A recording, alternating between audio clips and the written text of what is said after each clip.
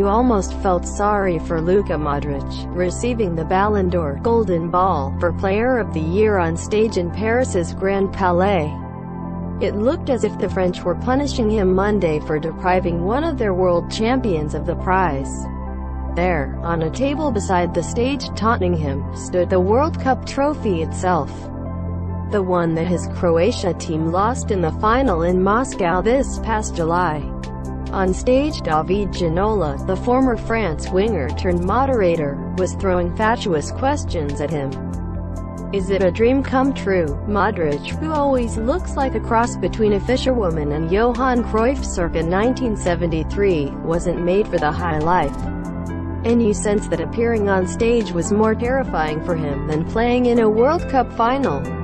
Meanwhile, fans on social media were howling almost in unison that he didn't deserve the prize. Whether that's true or not, he certainly deserved better than this bizarre night. The magazine France Football conceived the Ballon d'Or in 1956. Stanley Matthews won the first one, and it has come home to Paris. Just 2 days after the yellow vest protesters against President Emmanuel Macron left the Champs-Elysées submerged in fire and tear gas, French rappers Paris Saint-Germain keeper Gianluigi Buffon and an array of beautifully dressed young Parisian VIPs descended on the adjoining, vast, high-domed Grand Palais, eager to celebrate their own.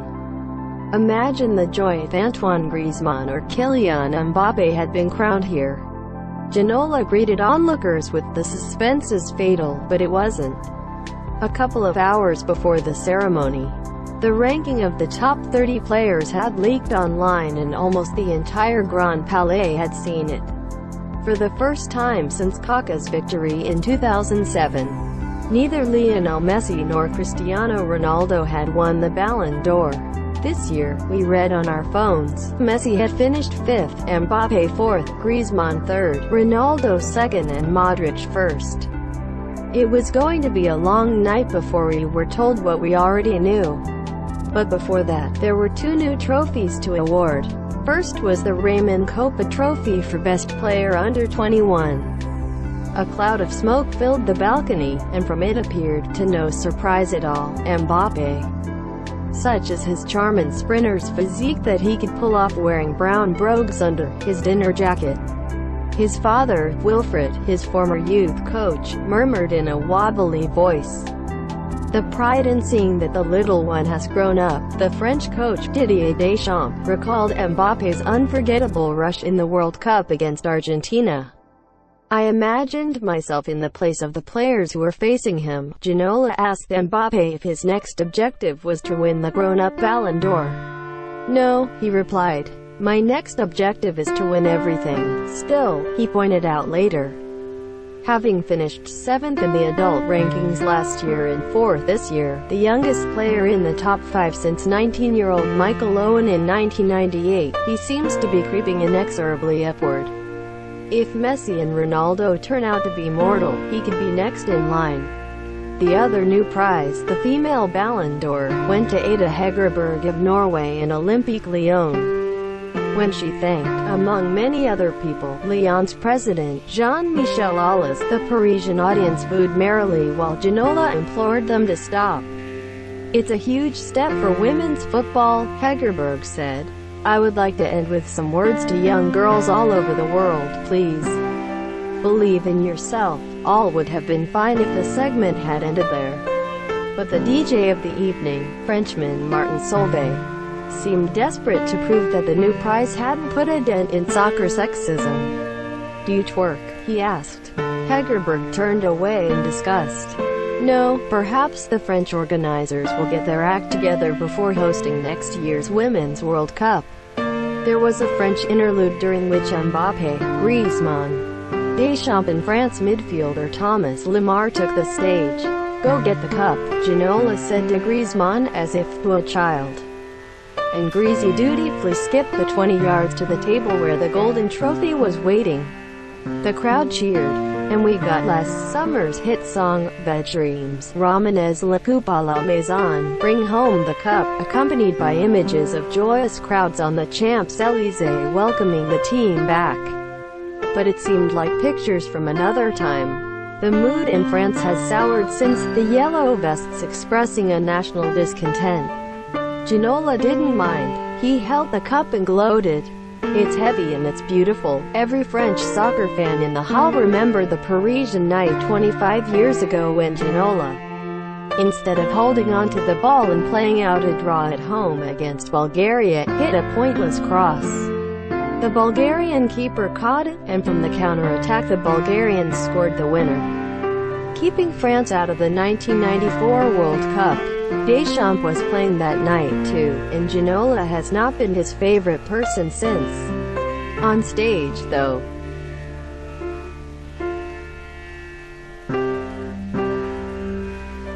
the coach held it together. The trophy returned to its place for Modric's appearance, which the Croat looked determined to rattle through as quickly and nondescriptly as possible.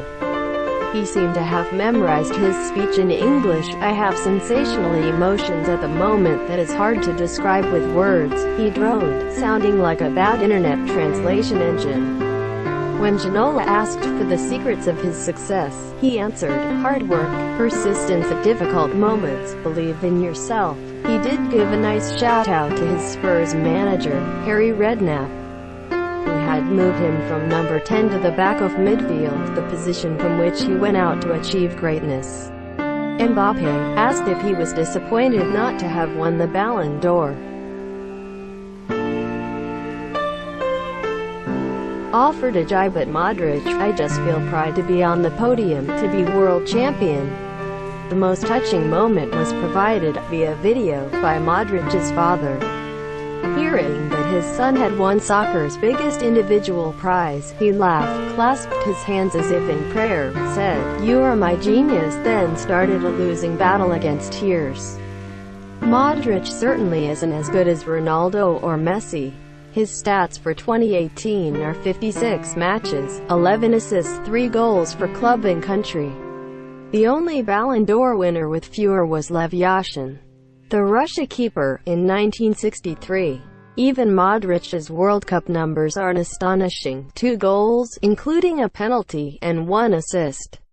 But then midfield players like him, or Xavi, or Paul Scholes, who rarely speak or score, get almost as little respect as defenders.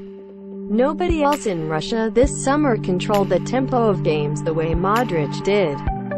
To have led a team with the club's level back four, from a country of 4 million people, to a World Cup final is an achievement that merits this prize. The Ballon d'Or has never been just an assessment of quality. It also rewards something slightly different: achievement in the biggest moments. It's good that future generations will know that the soccer of our time was more than just Messi and Ronaldo. And few winners of this award have made a longer journey than Modric. At 5 years old, growing up in what was then Yugoslavia, he fled the country's civil war with his parents. Serbian militants shot his grandfather and burned down their home.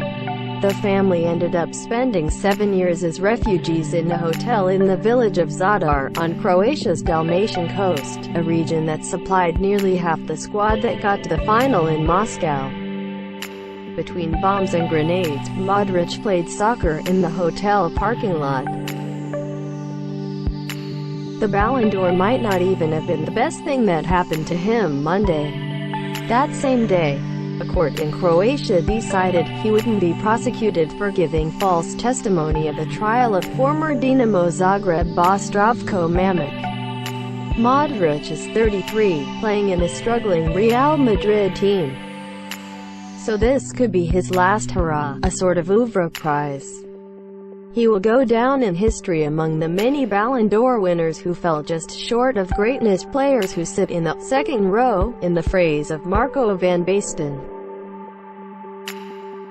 who considered himself one of them, such as Oleg Blokhin, Kevin Keegan and Alan Simonsen. Then next year, quite likely, Messi or Ronaldo will be back on stage.